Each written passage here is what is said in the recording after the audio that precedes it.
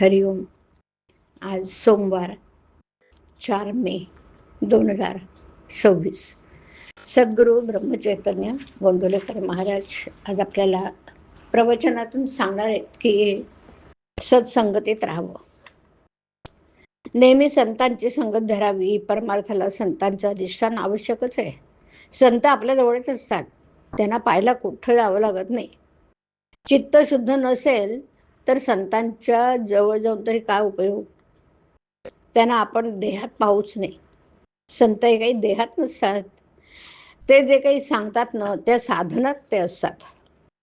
आपली विषय लालसा सोडल्याशिवाय त्यांची भेट होणं शक्य नाही.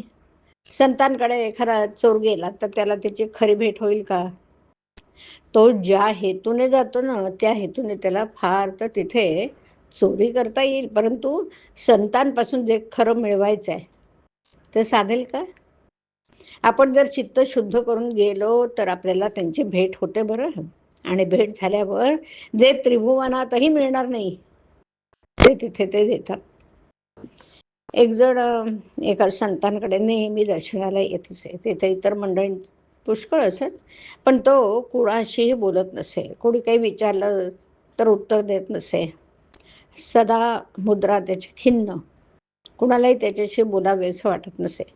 असं काही दिवस गेले. पुढे एक दिवशी ते सद्गुरू म्हणाले, माझा तो वेडा कुठे, तो आज का आला नाही?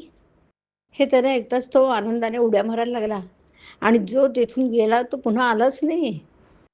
तो कशाला येईल? गुरुने एकदा आपल्याला आपलं म्हणावं हेच शिष्याला मिळवायचं असं, आणि ते त्या गृहस्थाने ओळखलं आणि म्हणून त्याचं काम झालं. गुरु आपल्याला तुम्ही माझे झालात असे म्हणत असताना सुद्धा तुम्ही ते ओळखत नाही, कारण तुम्ही विषय बरोबर घेऊन झालेले असतात ना, आणि त्या विषयाची प्राप्ती व्हावी असा हेतू मनात असतो. या उलट गुरु तुम्हाला निवृत्ती देतात, निवृत्ती दिल्यावर विषयाची प्राप्ती व्हावी ही आठवणच जाते. जसं तहान लागल्यावर पाणी हवंसं वाटतं, पण तेच पाणी पोटभर प्यायल्यावर नकोसंही वाटतं, म्हणजे त्याची निवृत्ती होते. आपला आज यावरती आज विश्वास बसणार नाही, पण हा विश्वास बसायला भगवंताचं नामस्मरण मात्र केलं पाहिजे. नामाने ते कार्य होतं, म्हणून नामस्मरण करीत राहावं. नामाने काळजी वाटणं नाहीच होतं, मग तळमळ आपोआप जाते. मन आपल्याला विषयाचा आहेर करीत असताना आपण त्याला नामाचा आहेर करावा. आपण आपल्या अंतःकरणाला नामाची धग लावावी. त्याने अंतःकरण उकळलं की दोष वर येतील. ते काढून टाकले की अंतःकरण शुद्ध होईल. आणि शुद्ध अंतःकरण ठेवून नाम घेतलं तर भगवंताच्या कृपेचा अनुभव येईल. नामानेच अंतरंग शुद्ध बनतं, नामानेच मन अंतरात प्रवेश करून स्थिर बनतं. संत सांगतील तेच करणे हीच त्यांची खरी सेवा. हरिओम.